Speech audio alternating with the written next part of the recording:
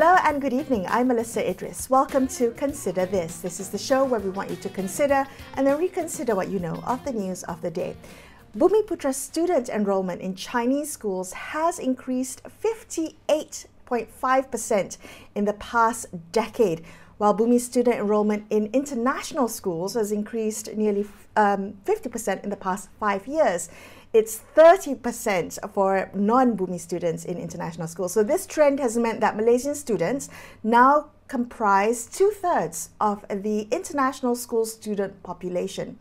So tonight on the show, we'll explore why are parents seemingly opting out of national schools and what are the broader implications of this shift. Joining me on the show now is Dr Kua Kia Soong. He is the former principal of the New Era College, which was founded by the Malaysian Chinese education movement. Dr Kua, thank you so much for being on the show with me. What do you think is driving this slow but significant increase in Bumiputra enrolment in Chinese schools that we've seen in the past decade? Well, certainly there's a kind of push and pull two factors. You know, the push would have something to do with the nature of the national schools, and this is something in which the whole country really, how the education system should be reformed, which we always hear about. That's the kind of push factor. The pull factor definitely is something to do with the way in which China is growing in importance as an economic power, as a trading partner of China, of Malaysia, you know.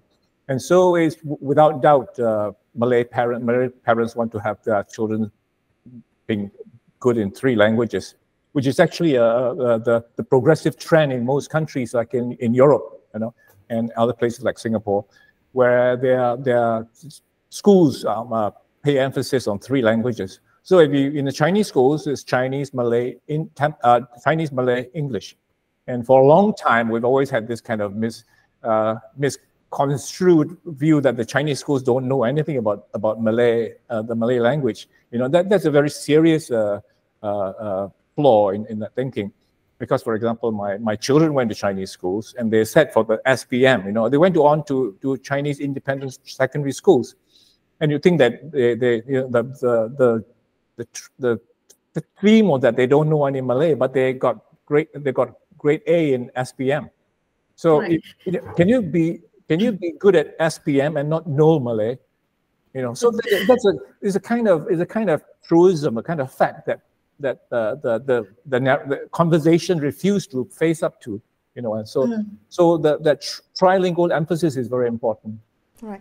So there seems to also be a perception among parents that there is a certain academic rigor when it comes to Chinese schools. The Chinese schools prioritize academic rigor, and I do wonder how maybe you can give us some insight. How are things run in Chinese schools? What makes it different from national schools in that sense? Yeah, and I think there's also a very fatal flaw in thinking of most people about the Chinese schools, which is the fact that, you know, they are trying to say that, oh, Chinese are naturally good at math and all that. But actually the key factor about the Chinese schools in Malaysia is the fact that the schools are taken into interest by the whole community. That is the most important thing. And that since colonial times, two organizations have been pivotal in making sure that the Chinese schools throughout Malaysia are properly run, properly managed, you know, and that is Dongzhong, which is a United School Committees Association, and Jiaozhong, which is the School Teachers Association of Malaysia. And these two national organizations have been, very, very interested in how the schools are run, and that is so they emphasize the standards in the schools, they emphasize the discipline in the schools, and that is crucial, and so. Because of the community interest in these schools, I suppose Malay parents and Tamil parents see that there is a kind of an interest that is quite different from a normal public school, you know, the schools run by the government, because the community itself, when it comes to fundraising, when it comes to anything, the community, including these 2 national organizations, take a role in fundraising for those communities. So how are Chinese schools adapting to this influx of Bumiputra students, both culturally and academically? The diversity of Chinese schools seem to be more compared to national schools now. How are Chinese schools adapting to this? How are they adapting? I mean, it's very, very challenging. The first challenge is, of course, the space. You know, even when my children were in primary schools about 20, 30 years ago, there was also already a problem of overcrowding. And that was before the schools being at least 20% influx of Bumiputra students. Overcrowding was the most important question. And the lack of land for expansion. You know, schools, the number of Chinese schools at independence was more than the number of Chinese schools now. Can you imagine that?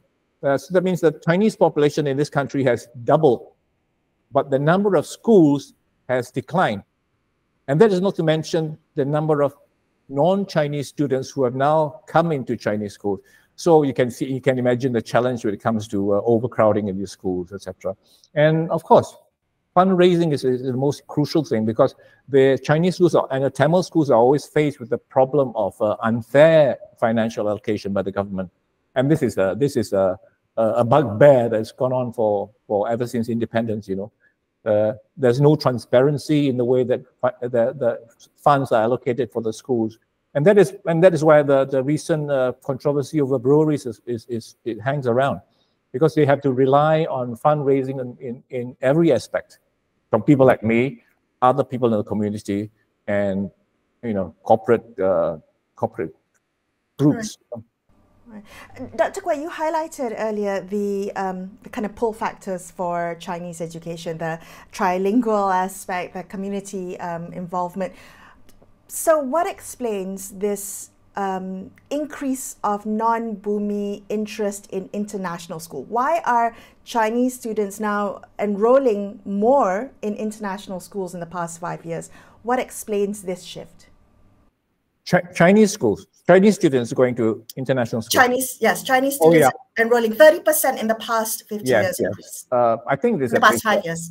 I think it's question of the middle class. The middle class families tend to think that the English language education will see their children to greener pastures overseas. And there's always been a difference in class. For example, I'm also middle class. And my parents sent me to English schools when I was a kid. It's the same thing. But I mean, I intend, because I'm a Chinese education, I send my children to Chinese schools. But imagine the number of middle-class Chinese parents who think that like they said, the sun shines out of the backside of the British Empire. So they think that the English education will do better for them, and that's where they've gone. That's where they send their children. I think that is the way it is. You need to interview them to find out why they actually choose these international schools. We will definitely explore this. Thank you so much for sharing your insights with us. That was Chinese education advocate Dr Kua Kia Soong, and we're going to take a quick break here and consider this. We'll be back with more. Stay tuned.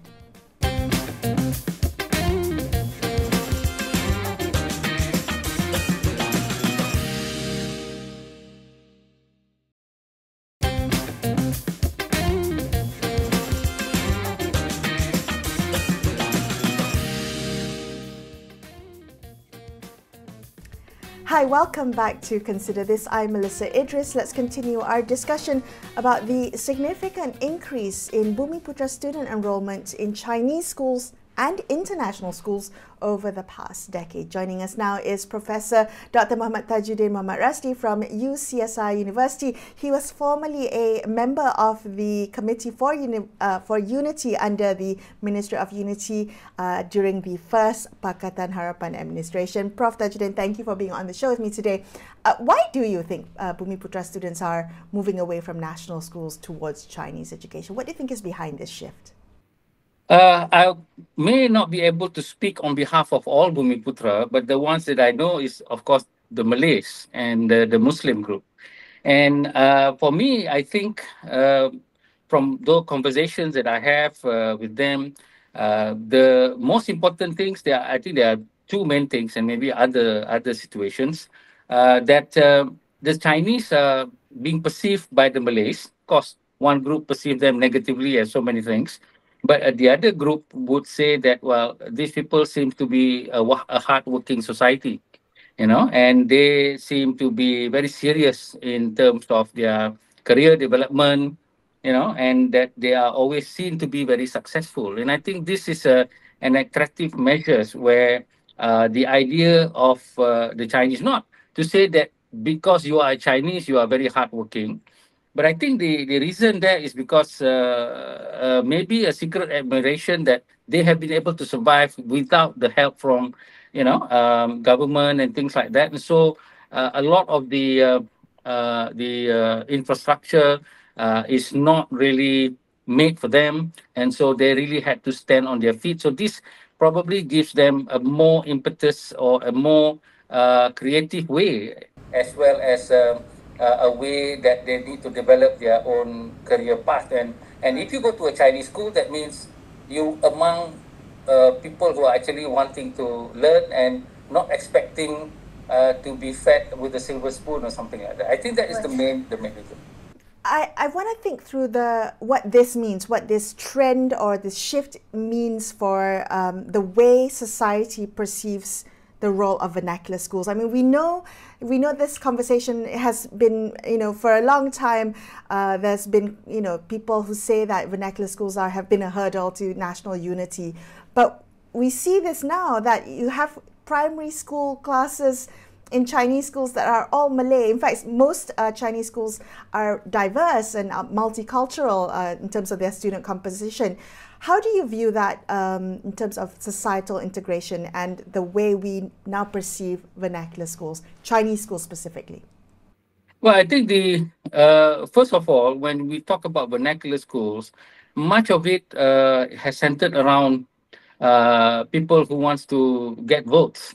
Okay, definitely from politicians of UMNO or Perikatan Nasional playing up this kind of issue is simply to get what is called, votes from the sympathies of one particular group of people. But then we also see some quote unquote academics, talking about such things. But when they talk about it, they centered on the issue of language as a unity. I said many times that unity or understanding or giving dignity to others does not depend on language. It's what you are being taught. What values are you being taught? For instance, the simple values that eventually you're going to need people around you to help you socially or economically. Can you survive with your own particular race or religion? Well, some people say, of course, we need to survive on our own. If not, God will be angry at us, something like that. But the point here is that you need people, and even the blood, blood in your body is being distributed to various races and also various cultures or various faiths. And if you are not willing to accept the blood of another race, well, good luck to you then. I think that would be something that you need to actually see that. The other thing that I wanted to mention also is this attraction of the Mandarin language, because China is becoming a world economic power. And there is a prediction that their population will reduce significantly due to the demography, birth rate and all that. And so they will need people from other countries to come in to help them with that. And I think those who enter the vernacular school has an opportunity for that. I'm not saying that vernacular school is good. I'm saying that it offers a different and a viable future rather than in a single stream that caters to a certain race and a certain religion only. Right. Well, you talked a lot about the kind of pull factors for Chinese education, why some Bumiputra parents may want to see their children in Chinese education. But what are the push factors? How do we think through what this means long-term, the long-term impact of this trend on Malaysia's national school system? Well, you can see that Sarawak has moved into producing its own international school curriculum with the building and sponsorship of 6 international schools, as well as they have made the commitment to the dual language program of English. And I think their concern about many non-Muslim is the increasing, perhaps, Islamization of a lot of the public schools. I consider this not really a problem, actually, because to me, Islam is a good religion. But the problem here is that when it is being practiced in a very narrow-minded way, like the Palestinian issue, as well as various other issues that we have seen before, the haram halal glass canteen Ramadan business, this is not Islam. This is purely narrow perspective. So I don't think having a lot of Islamic classes is a problem, but the way that it's being taught and being displayed is something that is a real concern, and that is a push factor for a lot of parents. And lastly, I also would say something about bullying. You can see a lot of bullying occurring in the public schools. This one, of course, in the Sekolah Asrama Penuh. This is a terrible thing. The worst is the one that killed one cadet. But before that, there are so many others, and I think it involved one particular race in general, because that seems to be coming from what I call public education system. Right. Can I just ask you very quickly then, what do you think, what would you like to see in terms of kind of policy change or reforms to address or acknowledge this trend? It seems that, this figure was given in Parliament, but whether or not there's anything being done to address it or to acknowledge that this is happening from both sides, both the national school education system and also from the Chinese education system. What would you like to see happen next? Well, in my public speaking, I always joke that before the minister makes any policy changes, the minister will be changed first. So because our public school system is heavily politicized, and also bringing in religion in a narrow construct has become a very toxic environment. I don't really see any policy, however good it is, can actually remedy the situation. I mean, if you are talking just to change sikit-sikit, I don't think that's going to happen. And even if it did, what are you going to change that is actually significant? So the thing is, I always said that we need to look at other things outside of this public school. For instance, our own community. For instance, like the proficiency of Bahasa Malaysia. Bahasa Malaysia, the parents are not speaking Bahasa Malaysia at home. If you want your non-Malay children to be good at it in international school, you need to also practice 2 or 3 times a week to do that. And same thing with English and other subjects. And the most important thing of all is the values of appreciating others. This one, I think the religious fraternity, the different faiths should actually look at it into very seriously. And I don't really see the Islamic department, in terms of the Friday sermons that I have read, are actually catering to this idea that we need each other, we need to respect one another, and this is what being a good Muslim is all about. It is not just about defending your own faith all the time. It is about justice for all and dignity for all. This is an education that we can teach and practice at the family level, community level, and also at the religious level. School, I don't know what to do with it. Prof. Tajuddin, thank you for your time. That was Professor Tajuddin Rasdi from UCSI University. We're going to take another quick break. We'll be right back.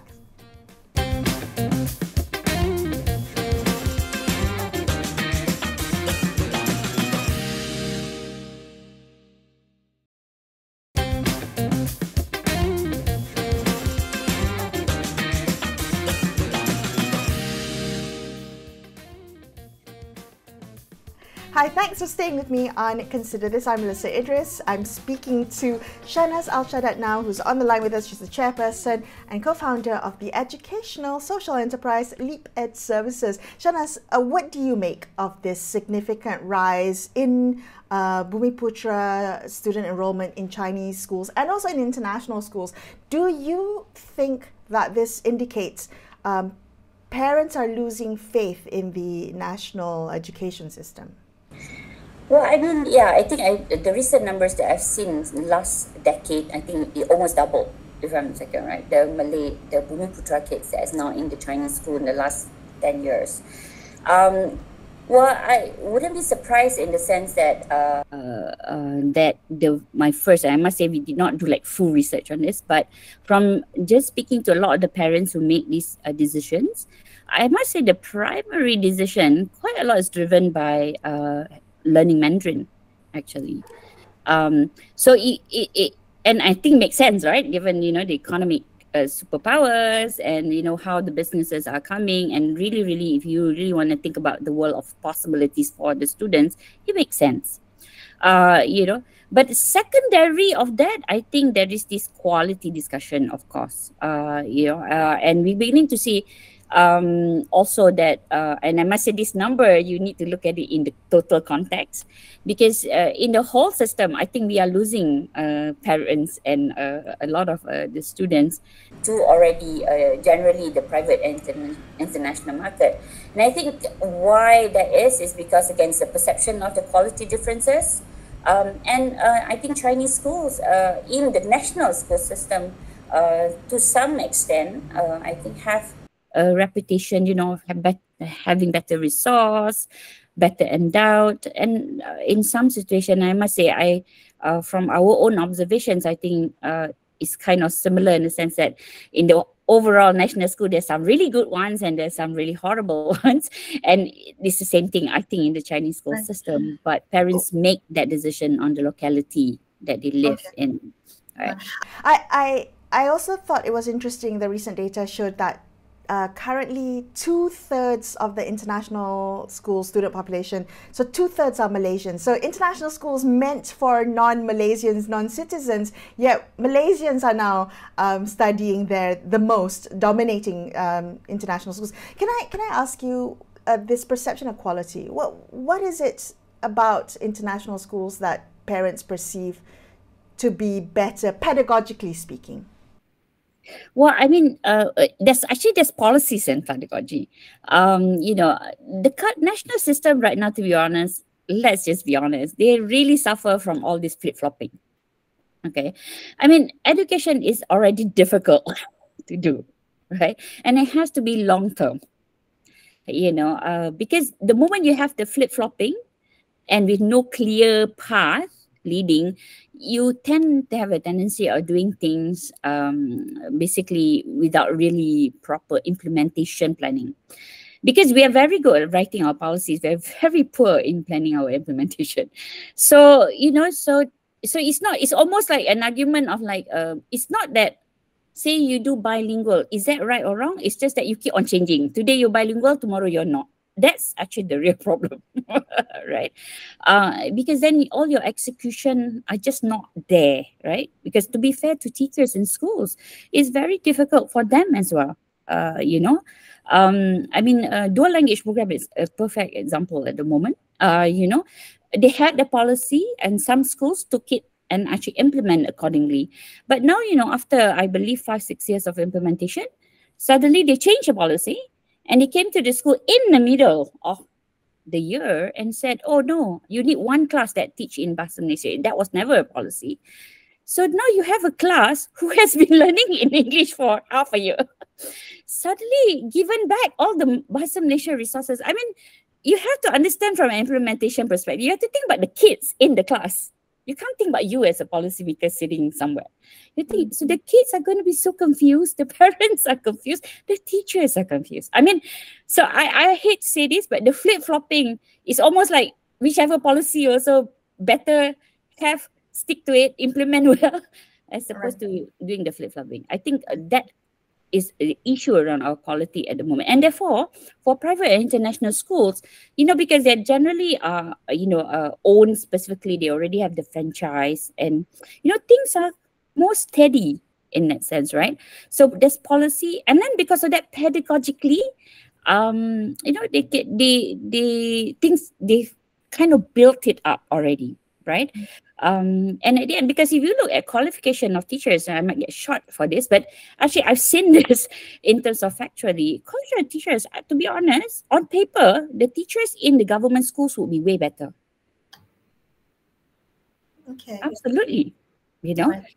yeah. So it's not just the qualification, the competency, but the culture, the innovation space that teachers are allowed, the support that they get, actually. So if policy allows them to do, these things, so that they can do, and they have a say, they are more innovated, they are more motivated, then yeah, it's an environment. So I understand parents would choose that because it just gives some stability for their children, actually.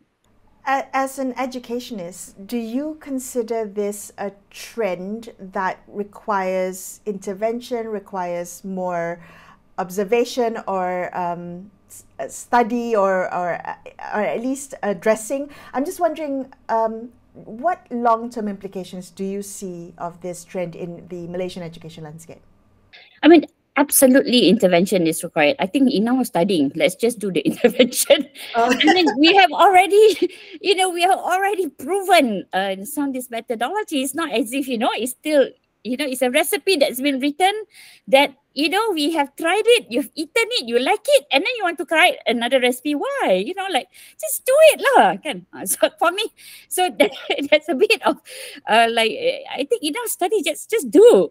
And this trend is worrying to me at the current moment, because if I understand, when I look at data during the pandemic, there was actually a swung numbers, because economic pressures, and a lot of parents, I think, they don't have a choice already, maybe. So quite a lot of students actually come back to government school. But I think in this last 12 months, I'm seeing there's another exodus already going out, because as the economy is picking up, and then and numbers have not come out yet, right? Normally this is a problem because the ministry is looking at lagging data. But for me, you need to do something in your national schools. You can do it. There's already evidence. Please just do it. And you, as I said, you have really good teachers in the system. Please don't blame the teachers. You just need to support them, give them the right environment, the right support to do it. I think you just have to be more focused, because I think you've lost a few years, and I hate to say it, we did lose, I think, a few years. Pandemic is one, but post-pandemic, we could have acted faster. I think 2022, 2023, we're already in 2024. We're not supporting our teachers. And there's also the exodus of teachers, right? Teachers, taking early retirement because they're not getting the support that they need to be able to cater to the students' needs right now. And I think the system has to wake up to this, I think. And I'm a bit like, enough study. I hear you completely, Shahnaz. Thank you so much for being on the show. Shahnaz Al-Sadat there from Leap Ed Services, wrapping up this episode of Consider This. I'm Melisa Idris, signing off for the evening. Thank you so much for watching, and good night.